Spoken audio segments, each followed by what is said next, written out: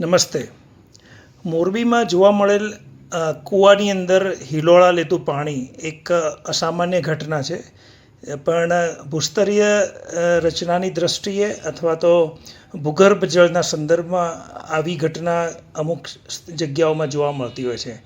આવી અમુક જગ્યાઓ એટલે કે જ્યાં આર્ટેઝન કન્ડિશન ક્રિએટ થતી હોય. આર્ટેઝન કન્ડિશનનો મતલબ એ છે કે પાણી સ્વસ્ફુરિત રીતે કૂવામાંથી બહાર આવતું હોય અને કૂવાના તળમાંથી ઉપર એ ઓવરફ્લો થતું દેખાતું હોય ત્યારે એને આર્ટેઝન કન્ડિશન કહેવામાં આવે છે.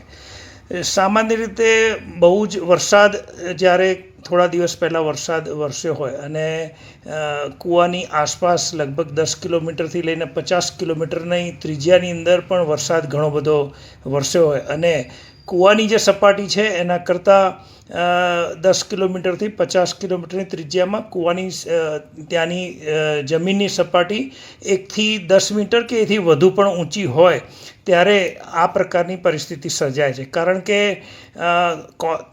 વોટરના કેચમેન્ટ જો એરિયા છે એ ઘણો બધો ઊંચો હોય, 2 મીટરને પણ ઘણો બધો ઊંચો કહી શકાય અને એના કારણે કૂવામાં જે એક્વિફર છે જેને આપણે જળનો સ્ત્રાવ કહીએ તો એક્વિફરની અંદર પ્રેશર ક્રિએટ થતું હોય છે અને એટલું બધું પ્રેશર ક્રિએટ થાય કે એ સ્વસ્ફુરિત રીતે કૂવામાંથી બહાર નીકળે.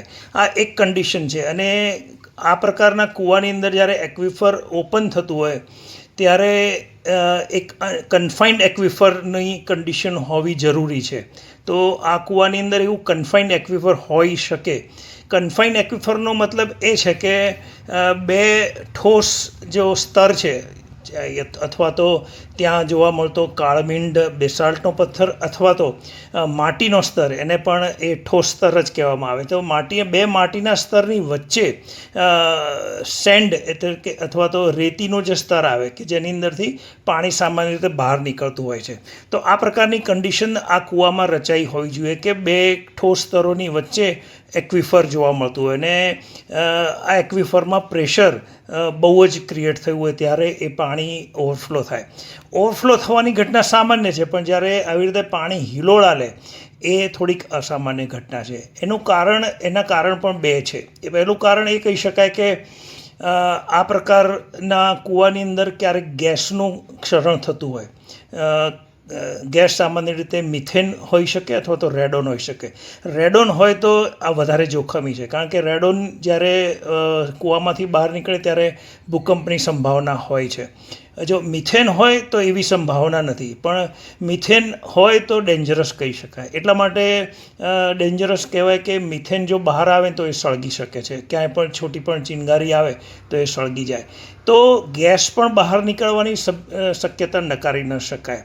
પણ વધુ પ્રમાણનું પ્રેશર, પાણીનું પ્રેશર હોય તો પાણી હિલોળા લઈ શકે છે. આ ઘટનાને સામાન્ય રીતે વેલ શેશ કહેવામાં આવે છે. વેલ શેશ એટલે કે SIECHE. આ શબ્દ સ્વિટ્ઝરલેન્ડમાંથી આવેલો છે. સ્વિટ્ઝરલેન્ડની સ્વિસ ભાષામાંથી આવ્યો છે કારણ કે ત્યાં સૌથી પહેલાં ભૂગર્ભ જળનો જ્યારે રિસર્ચ થતો ત્યારે આ પ્રકારની કન્ડિશન થઈ અને એને વેલ શેશ કહેવામાં આવે છે. વેલ શેશનો અર્થ એ છે કે ખુલ્લા કૂવાની અંદર પાણી હિલોળા લે, એ એનું સ્પષ્ટ ગુજરાતીકરણ છે. તો આ પ્રકારની ઘટના થઈ શકે છે, શક્ય છે. અને અહીંયા પાણી ઘણું બધું વરસ્યું હશે એટલા માટે 12 દિવસથી સ્વસ્ફુરિત પ્રકારની આ ઘટના એટલે કે આર્ટેઝન કન્ડિશન ક્રિએટ થઈ છે અને એમાં પાણી હિલોળા લે છે. એમાં ગેસનું પણ પ્રમાણ હોઈ શકે અથવા તો પાણીનું પ્રેશર વધારે હોય તો પણ આ પ્રકારે હિલોળા લઈ શકે છે.